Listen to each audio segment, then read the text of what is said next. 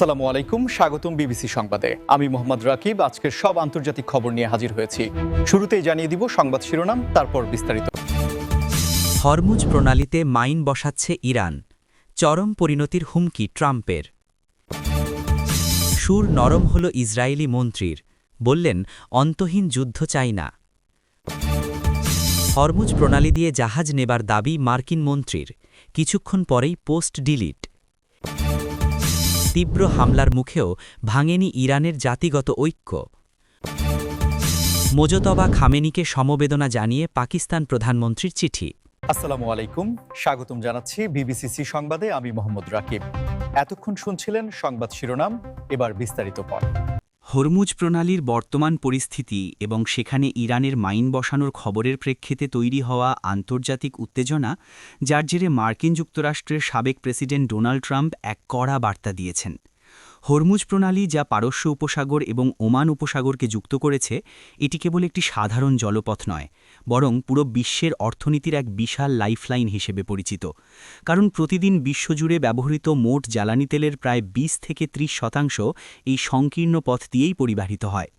আপনারা হয়তো অনেকেই জানেন, এই প্রণালীটি তার সবচেয়ে সংকীর্ণ অংশে মাত্র ২১ মাইল চওড়া, যার মানে হল এখানে যদি কোনো ধরনের অস্থিরতা বা নিরাপত্তা সংকট তৈরি হয়, তবে তা মুহূর্তের মধ্যে পুরো বিশ্বের এনার্জি সাপ্লাই চেইন বা জ্বালানি সরবরাহ ব্যবস্থাকে সম্পূর্ণ অচল করে দিতে পারে। সাম্প্রতিক সময়ে আন্তর্জাতিক বিভিন্ন সংবাদ মাধ্যমে এমন খবর ছড়িয়ে পড়েছে যে ইরান এই অত্যন্ত সংবেদনশীল প্রণালীতে জলজ মাইন স্থাপন করছে, যা আন্তর্জাতিক সামুদ্রিক বাণিজ্যের জন্য এক অভূতপূর্ব ঝুঁকির সৃষ্টি করেছে। একটি বিষয় আমাদের খুব ভালোভাবে বুঝতে হবে যে এই অঞ্চলে যদি সত্যিই কোনো মাইন বসানোর ঘটনা ঘটে, তবে বিশ্বের বড় বড় শিপিং কোম্পানিগুলো তাদের জাহাজ এই পথে পাঠাতে চরমভাবে দ্বিধাগ্রস্ত হবে, যার ফলে সামুদ্রিক বীমার খরচ বা ইন্স্যুরেন্স প্রিমিয়াম আকাশচুম্বী হয়ে যাবে এবং এর সরাসরি প্রভাব পড়বে বিশ্ববাজারে তেলের দামের ওপর। আর তেলের দাম বাড়া মানেই হল সারা বিশ্বে মূল্যস্ফীতি বা ইনফ্লেশনের এক নতুন ঢেউ আছড়ে পড়া, যা আমাদের মতো সাধারণ মানুষের দৈনন্দিন জীবনযাত্রার ব্যয়কে বহুগুণ বাড়িয়ে দেবে। ঠিক এমন এক সংকটময় ও টানটান উত্তেজনার মুহূর্তে ডোনাল্ড ট্রাম্প অত্যন্ত কঠোর ভাষায় ইরানকে সতর্ক করে চরম পরিণতির হুমকি দিয়েছেন, যা এই ভূরাজনৈতিক পরিস্থিতিকে আরও বেশি জটিল করে তুলেছে। ট্রাম্পের এই বক্তব্য মূলত তার আমেরিকা ফার্স্ট নীতিরই একটি ধারাবাহিক প্রতিফলন, যেখানে তিনি সবসময় আন্তর্জাতিক বাণিজ্য পথগুলোকে যে কোনো মূল্যে সুরক্ষিত রাখার পক্ষে কড়া অবস্থান নিয়ে থাকেন। এবং এর আগেও আমরা দেখেছি মধ্যপ্রাচ্যের ইস্যুতে তিনি কতটা আগ্রাসী কূটনৈতিক কৌশল অবলম্বন করেছিলেন। ইসরায়েলি একজন শীর্ষ মন্ত্রীর সুর অনেকটাই নরম হয়েছে এবং তিনি প্রকাশ্যে ঘোষণা দিয়েছেন যে তারা আর কোনো অন্তহীন যুদ্ধ বা শেষ না হওয়া সংঘাত চান না। এই বক্তব্যটি বর্তমান আন্তর্জাতিক রাজনৈতিক আবহে অত্যন্ত গুরুত্ব বহন করে, কারণ দীর্ঘ সময় ধরে চলা কোনো সংঘাত কখনোই কোনো দেশের জন্যই দীর্ঘমেয়াদী সুফল বয়ে আনতে পারে না, তা সেই দেশ অর্থনৈতিক বা সামরিক দিক দিয়ে যতটাই শক্তিশালী হোক না কেন। আপনারা যদি একটু গভীরভাবে বিশ্লেষণ করেন, তবে বুঝতে পারবেন যে দীর্ঘদিন ধরে সামরিক প্রস্তুতি ও সংঘাতময় পরিস্থিতিতে থাকার কারণে যে কোনো দেশের অর্থনীতিতেই এক বিশাল চাপ তৈরি হয়, কারণ রাষ্ট্রের বাজেটের একটি বিশাল অংশ তখন উন্নয়নমূলক কাজের পরিবর্তে প্রতিরক্ষা খাতে ব্যয় করতে হয়। এর পাশাপাশি দেশের সাধারণ নাগরিক, যারা মূলত শান্তি ও স্থিতিশীলতা চায়, তাদের ভেতরেও এক ধরনের মানসিক ক্লান্তি বা ফ্যাটিগ তৈরি হয়, যা ধীরে ধীরে অভ্যন্তরীণ রাজনীতির ওপর নেতিবাচক প্রভাব ফেলতে শুরু করে। ইসরায়েলের ওই মন্ত্রীর এই বক্তব্য থেকে এটি স্পষ্ট যে তারা এখন সামরিক সমাধানের চেয়ে কূটনৈতিক এবং রাজনৈতিক সমাধানের দিকে বেশি নজর দিতে চাইছে, কারণ আন্তর্জাতিক সম্প্রদায় এবং পশ্চিমা মিত্রদের পক্ষ থেকেও ক্রমাগত চাপ আসছে এই অঞ্চলে দ্রুত শান্তি ও স্থিতিশীলতা ফিরিয়ে আনার জন্য। একটি দেশের প্রযুক্তি খাত, বৈদেশিক বিনিয়োগ এবং সাধারণ বাণিজ্য চরমভাবে বাধাগ্রস্ত হয় যখন সেই দেশটি ক্রমাগত একটি সংঘাতপূর্ণ পরিস্থিতির মধ্য দিয়ে যায়। আর ইসরায়েল যেহেতু প্রযুক্তি ও উদ্ভাবনের ক্ষেত্রে বিশ্বে একটি বড় নাম, তাই তাদের অর্থনীতিকে সচল রাখতে এই অন্তহীন উত্তেজনার অবসান ঘটানো এখন তাদের নিজেদের স্বার্থেই সবচেয়ে বেশি জরুরি হয়ে পড়েছে। এই ধরনের নমনীয় সুর বা ডিপ্লোম্যাটিক শিফট আসলে একটি পজিটিভ ইঙ্গিত দেয় যে হয়তো আগামী দিনগুলোতে আমরা এই অঞ্চলে আলোচনার টেবিলে বসে সমস্যা সমাধানের একটি নতুন ধারা দেখতে পারি। মার্কিন যুক্তরাষ্ট্রের একজন প্রভাবশালী মন্ত্রী সামাজিক যোগাযোগ মাধ্যমে দাবি করেছিলেন যে তারা হরমুজ প্রণালী দিয়ে অত্যন্ত নিরাপদে তাদের জাহাজ নিয়ে যাচ্ছেন, কিন্তু বিস্ময়কর ব্যাপার হল এই পোস্টটি করার কিছুক্ষণ পরেই তার সম্পূর্ণ ডিলিট বা মুছে ফেলা হয়। ২১ শতকের এই ডিজিটাল যুগে, যেখানে সামাজিক যোগাযোগ মাধ্যমগুলোই এখন আন্তর্জাতিক কূটনীতির অন্যতম প্রধান হাতিয়ারে পরিণত হয়েছে, সেখানে এমন একটি ঘটনা অনেকগুলো প্রশ্নের জন্ম দেয় এবং এটি আধুনিক ডিপ্লোম্যাসি বা কূটনীতির এক অদ্ভুত দিক উন্মোচন করে। আপনারা নিশ্চয়ই বুঝতে পারছেন, বর্তমান সময়ে একজন শীর্ষ পর্যায়ের সরকারি কর্মকর্তার একটি সাধারণ টুইট বা সোশ্যাল মিডিয়া পোস্ট মুহূর্তের মধ্যে বৈশ্বিক শেয়ার বাজার, তেলের দাম এবং আন্তর্জাতিক সম্পর্কে ব্যাপক প্রভাব ফেলতে পারে। হরমুজ প্রণালীর মতো একটি সংবেদনশীল এবং উত্তেজনাকর অঞ্চলে যখন ফ্রিডম অফ ন্যাভিগেশন বা স্বাধীনভাবে জাহাজ চলাচলের দাবি করে কোনো মার্কিন কর্মকর্তা পোস্ট দেন, তখন তা পুরো বিশ্বের মনোযোগ আকর্ষণ করে। কিন্তু সেটি যখন আবার দ্রুত সরিয়ে নেওয়া হয়, তখন বিশ্লেষকদের মনে সন্দেহ জাগে যে এটি কি কোনো ভুল তথ্যের কারণে ডিলিট করা হয়েছে, নাকি এর পেছনে অন্য কোনো কৌশলগত বা স্ট্র্যাটেজিক কারণ রয়েছে। অনেকেই ধারণা করছেন হয়তো ওই পোস্টটিতে এমন কোনো স্পর্শকাতর তথ্য ছিল যা জনসমক্ষে আসাটা মার্কিন প্রশাসনের নিরাপত্তার সাথে সাংঘর্ষিক ছিল, অথবা হয়তো এটি সময়ের আগেই প্রকাশ করে ফেলা হয়েছিল, যার কারণে অভ্যন্তরীণ নির্দেশনার ভিত্তিতেই তা সরিয়ে ফেলতে বাধ্য হয়েছেন ওই মন্ত্রী।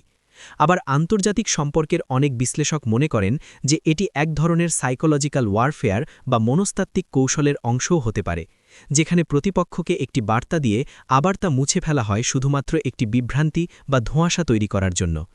এই ঘটনাটি আমাদের চোখে আঙুল দিয়ে দেখিয়ে দেয় যে বর্তমান বিশ্বে তথ্যের আদান-প্রদান কতটা দ্রুত এবং একই সাথে কতটা ঝুঁকিপূর্ণ হতে পারে। ইরানের ডেমোগ্রাফি বা জনসংখ্যার বৈচিত্র্য সম্পর্কে একটু পরিষ্কার ধারণা থাকতে হবে, কারণ ইরান এমন একটি দেশ যেখানে শুধুমাত্র পার্সিয়ানরাই বসবাস করেন না, বরং সেখানে কুর্দি, আজেরি, লুর, আরব, বালোচ এবং গিলাক সহ আরও অসংখ্য জাতিগোষ্ঠীর মানুষের এক অপূর্ব সহাবস্থান রয়েছে। ভূরাজনৈতিক বিশ্লেষকরা অনেক সময় ধারণা করেন যে যখন কোনো দেশের ওপর বাইরের বিশ্ব থেকে প্রবল অর্থনৈতিক বা রাজনৈতিক চাপ প্রয়োগ করা হয়, তখন সেই দেশের ভেতরের বিভিন্ন জাতিগোষ্ঠীর মধ্যে মতবিরোধ বা বিভাজন তৈরি হতে পারে এবং দেশটি ভেতর থেকে দুর্বল হয়ে পড়তে পারে। কিন্তু ইরানের ক্ষেত্রে আমরা এর ঠিক উল্টো চিত্রটি দেখতে পাই, যাকে সমাজবিজ্ঞানের ভাষায় অনেক সময় rally around the flag effect বলা হয়ে থাকে। অর্থাৎ যখনই কোনো জাতি বাইরের কোনো শক্তির দ্বারা হুমকির সম্মুখীন হয়, তখন তারা তাদের নিজেদের ভেতরের সমস্ত ছোটখাটো ভেদাভেদ ভুলে গিয়ে দেশের পতাকার নিচে একতাবদ্ধ হয়। ইরানের রয়েছে ২৫০০ বছরেরও বেশি পুরনো এক অত্যন্ত সমৃদ্ধ ইতিহাস, এবং তাদের এই ঐতিহাসিক ও সাংস্কৃতিক শিকড় এতই গভীরে প্রথিত যে হাজারো চ্যালেঞ্জ থাকা সত্ত্বেও তারা জাতীয়তাবাদের প্রশ্নে এক বিন্দুও আপোস করে না। তাদের নৌরজ বা পারস্য নববর্ষের মতো উৎসবগুলো এমন এক অভিন্ন সাংস্কৃতিক সুতোয় গাঁথা, যা পাহাড়, পর্বত কিংবা মরুভূমির ভৌগোলিক সীমানা পেরিয়ে প্রতিটি ইরানি নাগরিকের হৃদয়কে এক সুতোয় বেঁধে রাখে।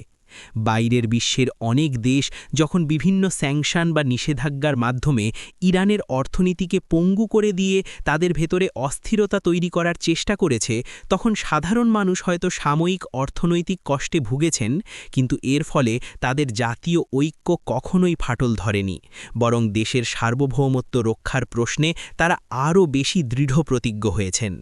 একটি দেশের এই ধরনের সামাজিক স্থিতিস্থাপকতা বা রেজিলিয়েন্স সত্যিই আন্তর্জাতিক রাজনীতির গবেষকদের জন্য এক বিশাল অধ্যয়নের বিষয়। মুজতবা খামেনিকে সমবেদনা জানিয়ে একটি অত্যন্ত গুরুত্বপূর্ণ চিঠি পাঠিয়েছেন পাকিস্তানের মাননীয় প্রধানমন্ত্রী, যা আঞ্চলিক কূটনীতির এক অন্যতম শ্রেষ্ঠ উদাহরণ। পাকিস্তান এবং ইরানের মধ্যে প্রায় ৯০০ কিলোমিটারের দীর্ঘ একটি অভিন্ন সীমান্ত রয়েছে, যা মূলত বালোচিস্তান অঞ্চলের মধ্য দিয়ে গেছে, আর তাই এই দুই দেশের মধ্যকার সম্পর্ক পুরো দক্ষিণ ও মধ্য এশিয়ার স্থিতিশীলতার জন্য অত্যন্ত তাৎপর্যপূর্ণ। আন্তর্জাতিক সম্পর্কে, যাকে সফট ডিপ্লোমেসি বা কোমল কূটনীতি বলা হয়, এই চিঠিটি মূলত তারই একটি অংশ, যেখানে শোক বা সমবেদনা জানানোর মাধ্যমে দুটি রাষ্ট্র তাদের মধ্যেকার পারস্পরিক শ্রদ্ধাবোধ এবং বন্ধুত্বের বন্ধনকে আরও সুদৃঢ় করার চেষ্টা করে। ইতিহাস ঘাঁটলে দেখা যায়, পাকিস্তান এবং ইরানের মধ্যকার সম্পর্কে বিভিন্ন সময়ে নানা ধরনের চড়াই উতরাই এসেছে, সীমান্ত নিয়ে কখনো কখনো ভুল বোঝাবুঝি বা সাময়িক উত্তেজনার সৃষ্টি হয়েছে, কিন্তু তারপরেও তারা সবসময় একটি প্রতিবেশী সুলভ কূটনৈতিক প্রোটোকল বজায় রাখার চেষ্টা করেছে। মুজতবা খামেনি ইরানের রাজনৈতিক কাঠামোতে একজন অত্যন্ত গুরুত্বপূর্ণ এবং প্রভাবশালী ব্যক্তিত্ব, আর তাই তার প্রতি পাকিস্তানের প্রধানমন্ত্রীর এই ব্যক্তিগত সমবেদনা বার্তাটি নিছক কোনো আনুষ্ঠানিকতা নয়, বরং এটি একটি সুচিন্তিত কূটনৈতিক পদক্ষেপ, যার মাধ্যমে দুই দেশের শীর্ষ নেতৃত্বের মধ্যে সরাসরি যোগাযোগের একটি মসৃণ পথ খোলা রাখা হচ্ছে। এই ধরনের ছোট ছোট কিন্তু অত্যন্ত গুরুত্বপূর্ণ কূটনৈতিক শিষ্টাচারগুলোই মূলত বড় বড় অর্থনৈতিক চুক্তি, যেমন বহুল আলোচিত ইরান-পাকিস্তান গ্যাস পাইপলাইন প্রকল্প বা অন্যান্য সীমান্ত বাণিজ্যের ক্ষেত্রে ভবিষ্যৎ সহযোগিতার ভিত রচনা করে। বর্তমান বিশ্বে যখন দেশগুলো বিভিন্ন আঞ্চলিক জোট যেমন সাংহাই কোঅপারেশন অর্গানাইজেশন বা এসসিওতে একসাথে কাজ করছে, তখন নিজেদের মধ্যে এই ধরনের উষ্ণ সম্পর্ক বজায় রাখাটা অত্যন্ত জরুরি, কারণ প্রতিবেশী দেশের সাথে ভালো সম্পর্ক ছাড়া কোনো দেশই একা উন্নতি লাভ করতে পারে না। এই চিঠিটি হয়তো আন্তর্জাতিক মিডিয়ার মূল শিরোনামে ততটা জায়গা করে নেয়নি,